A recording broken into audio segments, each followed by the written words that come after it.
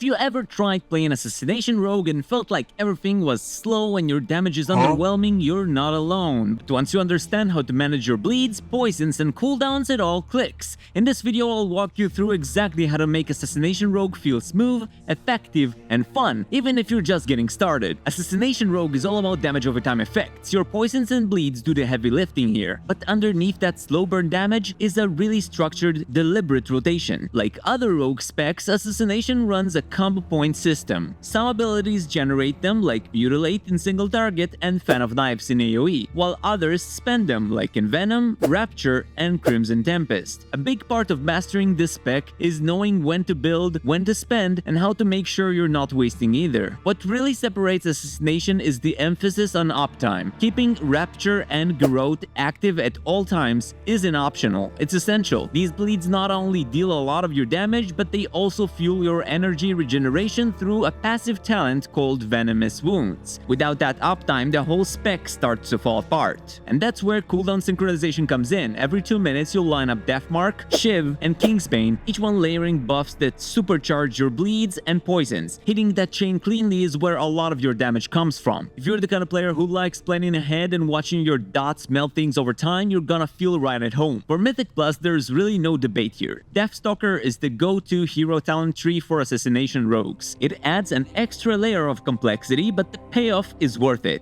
What sets Deathstalker apart is a unique combo mechanic built around Deathstalker's Mark and Darkest Night. Here is how it works. You apply Deathstalker's Mark using Ambush, either from stealth or mid-fight via Vanish. Once a mark is active, your next goal is to spend 3 finishing moves. After the 3rd finisher, you gain a buff called Darkest Night, which empowers your next Envenom and reapplies Deathstalker's Mark automatically if it hits your primary target. If you cast Envenom with 7 combo points during Darkest Night, you not only hit way harder, but also reset the whole loop by reapplying the mark.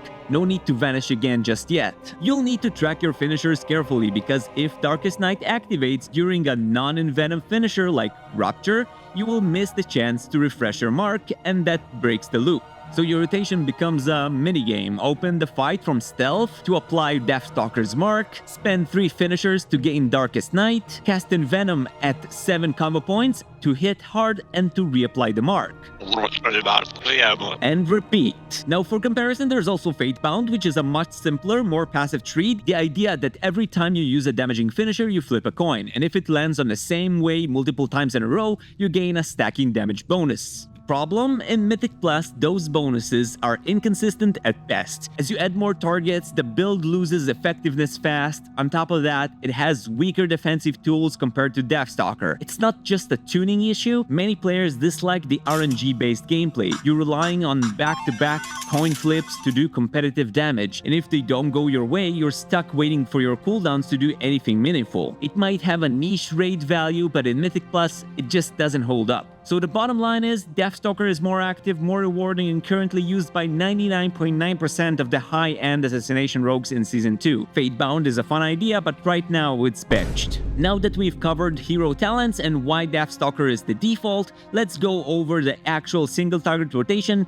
and how to play around it in practice. Maintain Slice and Dice. Your top priority is making sure Slice and Dice is always active. This buff increases your attack speed, which helps your poison supply more often, and that's a core part of your damage. You don't need to cast Slice and Dice directly, it refreshes automatically through Envenom thanks to the Cut to the Chase passive. Every time you cast Envenom, it automatically refreshes Slice and Dice for 3 seconds per combo point spent. Keep your bleeds up. Your second priority is maintaining Garrote and Rupture at all times. These dots trigger Venomous Wounds, which is your main source of energy regeneration. Also, here's a quick tip for your opener. Because of the Subterfuge talent, you get a 6-second window after leaving stealth where you can still use abilities that you would rather use from stealth, like Garrote. And thanks to the improved Garrote and Shrouded Suffocation talents, the stealth version of that ability hits much harder, generates more combo points, and has no cooldown. So ideally, after applying Deathstalker's Mark with Ambush, follow up with Garrote right away while you're still in the subterfuge window. You don't need to wait until the last second to reapply. As long as there is fewer than 6 seconds left, you can safely refresh the bleed without losing uptime. Spend combo points on Envenom, but only after bleeds are active. If Envenom is your primary spender, it deals direct nature damage and increases your poison application rate. It's strong, but only when your Garrote and Rapture are already rolling. Otherwise, you're wasting your damage window. In normal situations, you want to cast Envenom at 5 or more combo points. However, if Darkest Night is active, hold for 7 combo points for a significantly stronger empowered Envenom. Sync your cooldowns for big burst. Your biggest damage windows comes from stacking cooldowns together. The chain looks like this. Deathmark duplicates your bleeds and poisons on the target. Shiv increases poison damage and empowers your next Envenom. Kingsbane is a poison-based nuke that ramps up the longer it's active. Then spam Envenom to push poison uptime and damage. All these scale with each other, so when used together they hit way harder than they would have on their own. Otherwise, just build combo points with Mutilate and Ambush. Your main builder is Mutilate, which generates 2 combo points and costs a moderate amount of energy. You'll also use Ambush, which generates the same amount but it deals more damage. It's only available from stealth or mid-combat through Vanish. In AoE situations, you'll replace Mutilate with Fan of Knives, which is exactly what we're going to talk about right now. Once you've mastered the single target rotation, AoE for Assassination Rogue is all about adjusting priorities, not learning a new rotation from scratch. Here's what actually changes in Mythic Plus. Use Fan of Knives instead of Mutilate. For building combo points, Fan of Knives becomes your go-to when fighting multiple enemies. It hits everything nearby and scales with target count. But there's one nuance worth calling out. If you're using the Clear the Witness's hero talent but not running Vicious Venoms, you may even cast Fan of Knives once in a single target, usually right after applying Deathstalker's mark. That one cast hits harder and gives you more combo points than Mutilate thanks to the talent's bonus effects. That said, in true single target builds, you should almost always be running Vicious Venoms,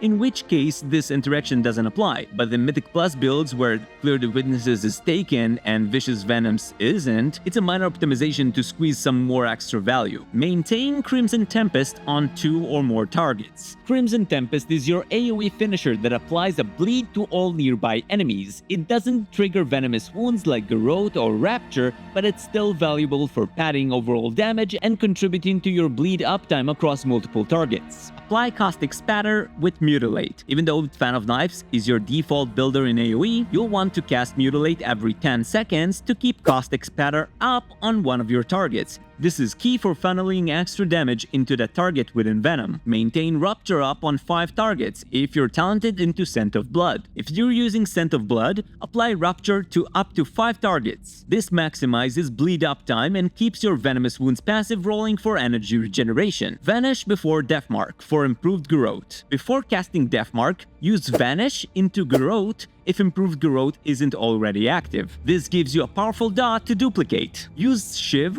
with Thistle Tea for energy and empowered Envenom. Cast Thistle Tea with Shiv for a smoother burst window and a stronger poison application. Use Shiv before Kingsbane if you have 2 charges so you don't overcap and miss value. Kingsbane with Caustic Spatter and Deathmark. Always use Kingsbane on the target that has Caustic Spatter and make sure it's during your Deathmark window for maximum ramping poison damage. Spend combo points on Envenom, prioritize your Caustic Spatter target. Continue to spend 5 or more combo points on Envenom, and always make sure you're hitting the Caustic Spatter target. That's it, your core gameplay remains the same. Combo points, Envenoms, and cooldowns, but now you're applying them across multiple targets while managing specific debuffs like Caustic Spatter and Crimson Tempest. Assassination Rogue doesn't start out feeling flashy, but once it clicks, it's incredibly satisfying. If you like planning ahead, managing your cooldowns carefully, and watching your damage ramp up through clean execution, this spec rewards you for it. If you got any questions, feel free to drop them in the comments and I'll do my best to help. If this guide helped you out, leave a like and consider subscribing for more beginner-friendly WoW class guides. As always, I want to thank you all so much for watching, and I'll see you next time.